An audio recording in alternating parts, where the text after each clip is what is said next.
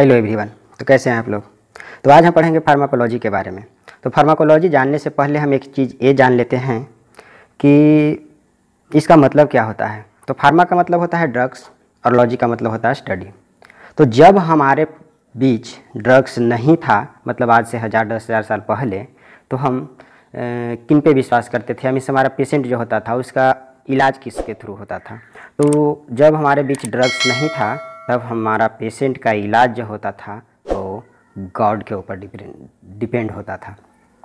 तो गॉड का जहाँ डी का अंत होता है वहाँ से हमारा ड्रग्स का स्टार्टिंग होता है, और जहाँ ड्रग्स का जी का अंत होता है वहाँ से गॉड अपना काम करना शुरू करते हैं। कहने का मतलब ये है कि जब पेशेंट आईसीयू में होता है तो उस वक्त हमारा ड्रग्स काम नहीं करता है, तब हम फिर गॉड्स पे भरोसा करते हैं। तो इसका मतलब यही होता है। और अब आते हैं फार्माकोलॉजी पे। तो फार्माकोलॉजी जो होता है वो मेनली 2 टाइप के होते हैं, फार्माकोकाइनेटिक्स एंड फार्माकोडायनेमिक्स। तो फार्माकोकाइनेटिक्स का मतलब क्या होता है, means pharma means drugs and kinetics means movement, means drugs का मूवमेंट। तो इसका मतलब ये होता है कि what the body does to the drugs, means जो बॉडी होता है वो ड्रग्स के साथ क्या करता है। मतलब कि इसमें हम स्टडी करेंगे, फार्माकोकाइनेटिक्स में स्टडी करेंगे absorption, distribution, metabolism and excretion का। और फार्माकोडायनेमिक्स का मतलब होता है, डायनेमिक्स मीन्स होता है पावर। तो इसमें हम पढ़ेंगे what the drugs does to the body, means जो ड्रग्स होता है वो बॉडी के साथ क्या करता है। मतलब जब हम ड्रग्स लेते हैं तो हमारे कार्डियोवास्कुलर सिस्टम पे, ब्लड प्रेशर पे, किडनी पे क्या इफ़ेक्ट करते हैं, इसके बारे में हम फार्माकोडायनेमिक्स में पढ़ते हैं। तो ये सब पढ़ने से पहले हम देख लेते हैं कि ड्रग्स क्या है। आखिर जो ड्रग्स हमारे बीच आया उसका मतलब क्या होता है। तो ड्रग्स का मतलब क्या, हम ये कह सकते हैं कि ट्रीटमेंट या फिर prevention of disease is called drugs. और अगर ऐसा है तो फिर ओरल कॉन्ट्रासेप्टिव पिल जो कि एक ड्रग्स है और प्रेगनेंसी जो कि एक डिजीज नहीं है, तो फिर हम ड्रग्स का डेफिनेशन कैसे कहेंगे ये। तो यहाँ पे होता है ड्रग्स का डेफिनेशन का एक substance is intended to be use to modify और एक्सप्लोर फिजियोलॉजिकल सिस्टम और pathological state for the benefit of the recipient और पेशेंट। मतलब कहने का ये होता है कि जो ड्रग्स है उसका इंटेंशन जो होता है वो मॉडिफिकेशन या फिर एक्सप्लोर जो होता है वो फिजियोलॉजिकल सिस्टम हमारा, जैसे कि प्रेगनेंसी है, हमारे बॉडी का एक फिजियोलॉजिकल सिस्टम है जिसको कि ये मॉडिफाई करता है, या फिर जो पैथोलॉजिकल स्टेट है उसको एक्सप्लोर करता है। और इसका जो इंटेंशन होता है, ड्रग्स का जो इंटेंशन होता है वो बेनिफिट पहुंचाना होता है रिसिपिएंट या पेशेंट को। तो अब आगे देखते हैं फार्माकोडायनेमिक्स। इससे पहले देखते हैं रूट ऑफ ड्रग्स एडमिनिस्ट्रेशन। तो इसमें आता है आपको लोकल एंड सिस्टेमिक। तो लोकल रूट में होता है ये कि जहाँ पे भी एक्शन रिक्वायर्ड है वहीं पे ड्रग्स को देते हैं। इसमें साइड इफ़ेक्ट कम होता है, मीन्स मिनिमम होता है। तो अब बात आती है कि क्या अगर प्रॉब्लम हमारे हार्ट, लिवर या किडनी में है तो हम ड्रग्स वहीं पे देंगे, तो नहीं। तो इसी को ओवरकम करने के लिए आता है सिस्टेमिक रूट।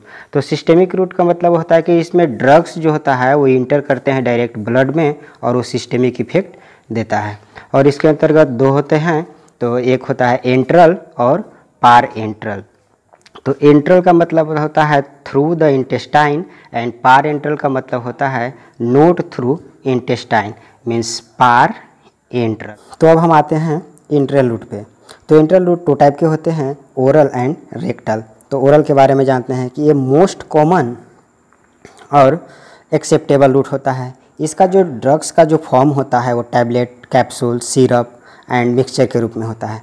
ओरल रूट का एडवांटेज है कि ये सेफ, चीप, पेनलेस और सेल्फ एडमिनिस्ट्रेटर होता है।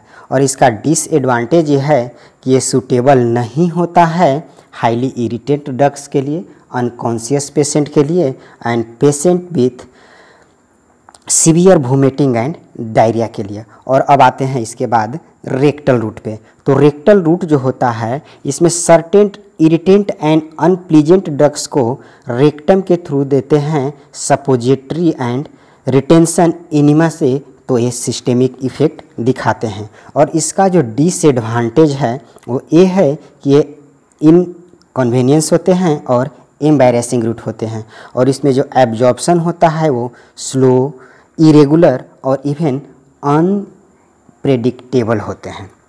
और इसके बाद अब आते हैं पैरेंटरल रूट पे, जो कि नोट थ्रू इंटेस्टाइन होता है। तो इसमें हम देखते हैं कि ये भी 2 टाइप के होते हैं, इंजेक्टेबल रूट और नॉन इंजेक्टेबल रूट। तो इससे पहले हम देख लेते हैं पैरेंटरल रूट के बारे में। तो इसका जो है कि एडवांटेज ये है कि ये जो होता है इसका ड्रग्स का जो होता है ऑनसेट जो होता है वो फास्टर होता है, इसलिए ये इमरजेंसी में सूटेबल होते हैं। इसका जो यूजफुल ये होता है कि अनकॉन्शियस पेशेंट में और पेशेंट विथ वोमिटिंग और डायरिया जो होते हैं पेशेंट उसमें भी ये यूजफुल होते हैं।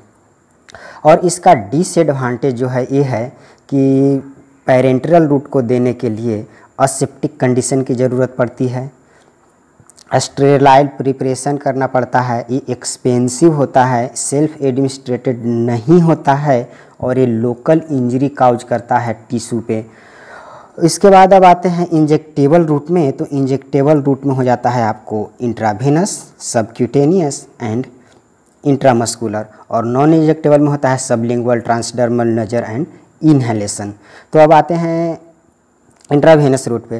तो इसमें जो होता है कि ड्रग्स डायरेक्टली हम ब्लड स्ट्रीम में इंजेक्ट करते हैं और इसका एडवांटेज ये होता है कि इसमें जो बायो अवेलेबिलिटी होता है वो 100% होता है और इसमें होता है कि आप लार्ज अमाउंट ऑफ ड्रग्स को दे सकते हैं और इसमें भी ऑनसेट जो होता है वो बहुत क्विक होता है एक्शन।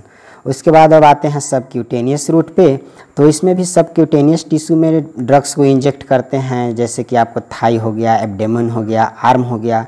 और इसमें जो ड्रग्स यूज करते हैं उसमें आपको एड्रेनलिन हो गया, इंसुलिन हो गया। और इसका एडवांटेज ये है कि ये सेल्फ एडमिनिस्ट्रेटेड एडमिनिस्ट्रेशन इसमें पॉसिबल होता है, जैसे कि इंसुलिन। इसका डिसएडवांटेज ये है कि जो ये ड्रग्स होता है वो सूटेबल केवल उसी ड्रग्स के लिए होता है जो नॉन इरिटेंट हो। इसमें एब्जॉर्प्शन स्लो होता है, इसलिए ये इमरजेंसी कंडीशन के लिए सूटेबल नहीं होते हैं।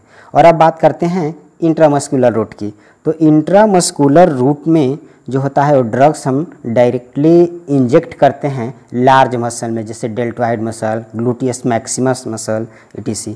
और इसमें क्या होता है कि ओनली हम small dose means 5 to 10 ml of ही हम ड्रग्स एट ए टाइम एक बार में हम दे सकते हैं। इसका एडवांटेज ये है कि एब्जॉर्प्शन जो इसका होता है ओरल रूट से ज़्यादा होता है।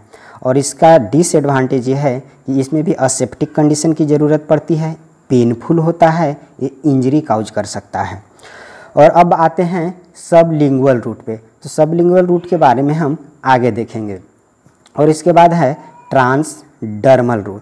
तो ट्रांसडर्मल रूट में हम जो ड्रग्स यूज करते हैं उसको पैचेज या ऑइंटमेंट के रूप में यूज करते हैं और वो जो पैचेज होते हैं वो डायरेक्ट जो होता है ड्रग्स को डिलीवर करते हैं सर्कुलेशन में और वो सिस्टेमिक इफेक्ट दिखाते हैं। जैसे कि इसी में एक ड्रग्स आता है स्कोपोलामाइन, जो कि मोशन सिकनेस के लिए यूज होता है, उसका भी हम पैचेज के रूप में उसको यूज करते हैं। नाइट्रोग्लिसरीन है जो कि प्रोफाइलेक्सिस ऑफ एंजाइना में यूज किया जाता है, उसको यूज करते हैं। इसका एडवांटेज जो होता है ट्रांसडर्मल रूट का वो ये होता है कि ये सेल्फ एडमिनिस्ट्रेटेड होता है, इसका जो ड्यूरेशन ऑफ एक्शन है वो प्रोलॉन्ग होता है। इसमें जो होता है कि सिस्टेमिक साइड इफ़ेक्ट जो होता है वो कम होता है। और मोस्ट इम्पॉर्टेंट चीज़ इस ट्रांसडर्मल रूट का ये है कि फर्स्ट पास मेटाबॉलिज्म को ये बाईपास करता है। इसका भी डिसएडवांटेज है कि ये एक्सपेंसिव होता है, लोकल इरिटेशन और इचिंग काउज कर सकता है। और अब आते हैं इनहेलेशन रूट की। तो इनहेलेशन रूट में हम उस ड्रग्स को यूज करते हैं जो वोलाटाइल लिक्विड के रूप में और गैसेज के रूप में हो, जैसे कि हम यूज करते हैं जनरल एनेस्थीसिया। इसमें होता है कि एडवांटेज इसका ये है कि ये जो इसका एक्शन होता है वो बहुत जल्दी होता है, क्विक होता है और इसमें बहुत ही स्मॉल डोज में ड्रग्स की क्वांटिटी की ज़रूरत पड़ती है। और इसका जो डिसएडवांटेज ये होता है कि ये लोकल इरिटेशन काउज करता है और ये इंक्रीज करता है रिस्पायरेशन सिक्रीशन को। फार्माकोकाइनेटिक्स की। तो फार्माकोकाइनेटिक्स जानने से पहले एक बात हम बता दे रहे हैं आपको कि आज का जो टॉपिक है वो थोड़ा सा लंबा हो सकता है, क्योंकि इसमें पॉइंट टू पॉइंट हर एक चीज़ों को डिस्क्राइब कर रहे हैं तो थोड़ा सा आप पेशेंस रखें, हर एक चीज़ को क्लियर कर देंगे ताकि आगे आपको प्रॉब्लम ना हो। तो इसमें होता है कि what the body does to the drugs, जैसा कि हम आगे आपको डिस्कस कर चुके हैं। और इसी में हम फार्माकोकाइनेटिक्स में स्टडी करते हैं absorption, distribution, metabolism and excretion of drugs की। मतलब कि इन शॉर्ट हम बोल सकते हैं कि study of ADME. And all these process, that is ADME, involve movement of drugs molecule through various biological membrane। जो सारा ये जो प्रोसेस है एडमे का, वो एडमे ऑफ ड्रग्स का, उसमें जो होता है कि हमारा वेरियस बायोलॉजिकल मॉलिक्यूल से मेम्ब्रेन से वो क्रॉस करते हैं। और जो हमारा बायोलॉजिकल मेम्ब्रेन होता है वो मेड अप होता है लिपिड बाई लेयर का। तो इसके बाद अब बात आती है कि जो हमारा ड्रग्स है वो जो बायोलॉजिकल मेम्ब्रेन है उससे किस किस मैकेनिज्म से पास करते हैं, मीन्स इसको क्रॉस करते हैं। तो इसमें आपको आ जाता है पैसिव डिफ्यूजन, जैसा कि आप पहले भी केमिस्ट्री में पढ़ चुके हैं। पैसिव डिफ्यूजन हो गया, फिल्ट्रेशन हो गया, स्पेशलाइज्ड ट्रांसपोर्ट हो गया, जिसमें कि आपको एक्टिव ट्रांसपोर्ट और फैसिलिटेड डिफ्यूजन आता है। तो अब हम स्टडी करेंगे एब्जॉर्प्शन, बायोअवेलेबिलिटी एंड बायोइक्विवेलेंस की। तो पहले देखते हैं फार्माकोकाइनेटिक्स का पहला जो था ए मीन्स एब्जॉर्प्शन, उसके बारे में देखते हैं डिटेल्स में।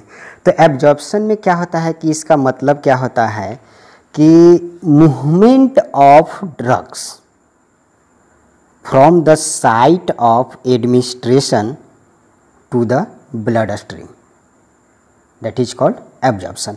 मीन्स से हम यहाँ पे मोस्ट कॉमन रूट ले लेते हैं आपको ओरल रूट। तो इसमें क्या होता है कि जब ड्रग्स हुआ वो साइट ऑफ एडमिनिस्ट्रेशन से जो ब्लड स्ट्रीम में आता है, जो ट्रांसफ़र होता है, उसी को हम एब्जॉर्प्शन कहते हैं। तो इसका जो इम्पॉर्टेंट फैक्टर है एब्जॉर्प्शन का, उसमें क्या है, तो इसमें क्या होता है कि जो लिपिड सोल्यूबल ड्रग्स होता है वो बेटर एब्जॉर्ब होता है as compare to water soluble. जैसे कि हम यहाँ पे एक एग्जांपल लेते हैं वाटर H2O, जिसको कि हम H+ एंड OH- में आयनिक फॉर्म में तोड़ते हैं। तो ये जो दोनों हैं ये वाटर ही कहते हैं, ये बोल सकते हैं, क्योंकि ये अनआयोनाइज फॉर्म हो गए और ये आयोनाइज फॉर्म हो गए। और एक सिंपल एग्जांपल ले लेते हैं, सपोज HX हो गया, जो हमारा ड्रग्स हो गया, जो कि H+ और X- में टूटा। तो यहाँ से होता है कि जो ये आयोनिक फॉर्म है वो X- जो हुआ वो H+ से कंबाइन होगा और H+ OH- से। मतलब कि हम बोल सकते हैं कि ये जो हुआ वो आयोनाइज फॉर्म जो हुआ वो वाटर सोल्यूबल हुआ, और जो अनआयोनाइज फॉर्म हुआ वो लिपिड सोल्यूबल हुआ। मतलब कि अब हम इसको बेटर लैंग्वेज में ये बोल सकते हैं कि वो लिपिड सोल्यूबल ड्रग्स जो अनआयोनाइज फॉर्म में रहता है वो बेटर एब्जॉर्ब होता है as compare to water soluble और आयोनाइज फॉर्म से। मतलब ये हुआ कि जो लिपिड सोल्यूबल ड्रग्स हुआ जो कि अनआयोनाइज फॉर्म में है वो मेम्ब्रेन को क्रॉस करेगा। वाटर सोल्यूबल क्योंकि अनआयोनाइज फॉर्म में है तो एक दूसरे से कंबाइन हो जाता है। और इसके बाद आते हैं कि एक और बात आती है कि जो हमारा ड्रग्स होता है वो कौन ड्रग्स जो होता है ज़्यादा बेटर एब्जॉर्ब होता है और कैसे एब्जॉर्ब होता है। तो जो मीडियम जब सेम होता है हमारे ड्रग्स का तो वो बैरियर को क्रॉस करता है। जैसे कि हम यहाँ पे ले लेते हैं एस्प्रिन, जो कि एक एसिडिक ड्रग्स है और वो स्टोमक से एब्जॉर्ब होता है, मीन्स ट्रांसपोर्ट हुआ ब्लड स्ट्रीम में स्टोमक से। तो ये हुआ कि जब मीडियम सेम हुआ, क्योंकि स्टोमक का भी मीडियम pH जो होता है वो एसिडिक होता है, तो मीडियम सेम होने पे ये एब्जॉर्ब हुए। और उसके बाद यही पे एक और ड्रग्स ले लेते हैं ओरल रूट से ही, तो मॉर्फिन जो कि एक बेसिक ड्रग्स है। तो ये इस स्टोमक से एब्जॉर्ब नहीं होंगे क्योंकि ये बेसिक है। तो यहाँ पे मीडियम एसिडिक है तो मीडियम डिफरेंट हो गया, means different medium not absorb हो जाएगा। तो ये फिर आगे आ जाएंगे इंटेस्टाइन में और ये यहाँ से एब्जॉर्ब हो जाएंगे। मीन्स एसिडिक ड्रग्स जो हुआ वो मेनली एब्जॉर्ब होता है स्टोमक में और बेसिक ड्रग्स जो होता है वो मेनली एब्जॉर्ब होता है इंटेस्टाइन में। तो फिर आगे देखते हैं कि इसी में जो होता है कि ये प्रैक्टिकली जो बोला गया है कि practically all drugs are better absorb from the intestine as compare to stomach because of, क्यों ऐसा अब होता है, मतलब ज़्यादा एब्जॉर्ब होता है इंटेस्टाइन में, क्योंकि जो इंटेस्टाइन का जो सरफेस एरिया होता है वो लार्ज होता है।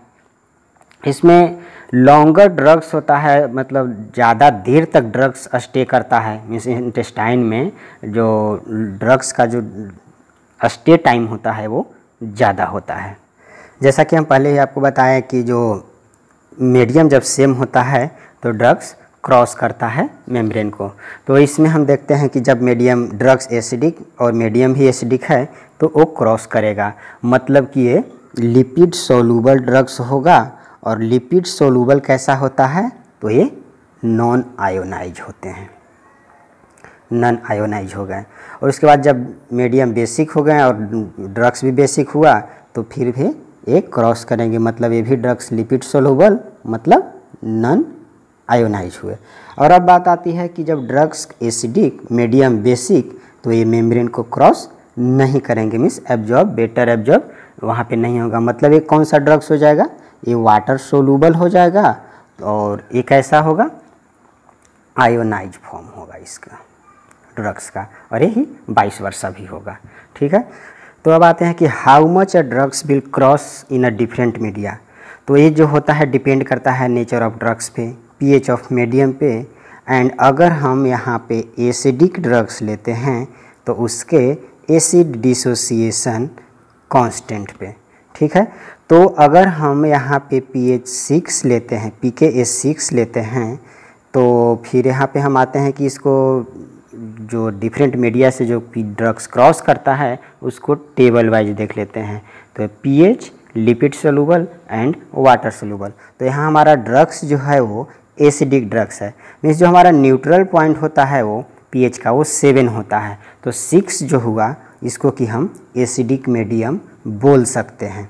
तो एसिडिक मीडियम जब, क्योंकि ये बेसिक से बहुत कम है तो यहाँ पे जो लिपिड सोलूबल हुआ जो कि एसिडिक मीडियम ड्रग्स होने के कारण मीडियम सेम होता है, तो यहाँ पे 50-50% आपको एब्जॉर्ब होगा lipid soluble and water soluble में। और यही अगर pH और कम करते हैं तो मतलब ये एसिडिक और करते हैं pH को तो ये एब्जॉर्ब सीधा ज़्यादा होगा, मतलब 90% एब्जॉर्ब होगा लिपिड सोलूबल के फॉर्म में एंड 10% वाटर सोलूबल के फॉर्म में।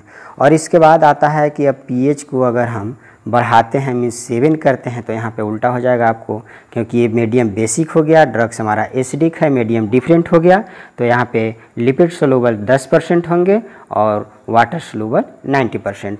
और इसी तरह pH को अगर हम 4 करते हैं तो यहाँ पे 99% lipid soluble and 1% water soluble. और इसी तरह अगर हम यहाँ पे 8 करते हैं, मीन्स और बेसिक करते हैं मीडियम को, तो लिपिड सोलूबल जो ड्रग्स होगा वो 1% हो जाएगा और वाटर सोलूबल 99%। और इसी तरह अगर हम और एसिडिक मीडियम को करते हैं, क्योंकि ड्रग्स जो हमारा है वो एसिडिक मीडियम है, मीडियम सेम हो गया, मीन्स ये एब्जॉर्ब ज़्यादा होगा लिपिड सोलूबल के फॉर्म में 99.9% एब्जॉर्ब होगा और वाटर सोलूबल के फॉर्म में होगा ये 0.1%। और इसी तरह आपको होगा ये, अगर बेसिक मीडियम को और बढ़ाते हैं तो ये फिर इस तरह से एब्जॉर्ब होंगे 0.199, और अगर और बढ़ाते हैं बेसिक मीडियम करते हैं तो 0.01 और 99% होगा। और ये जो सारा जो होता है ये हेंडरसन हेसलवेच इक्वेशन के आधार पे होता है, जिसमें pH बराबर pKa plus log non ionise minus ionise concentration by ionise concentration होता है। Please like and subscribe my channel. Thanks for watching.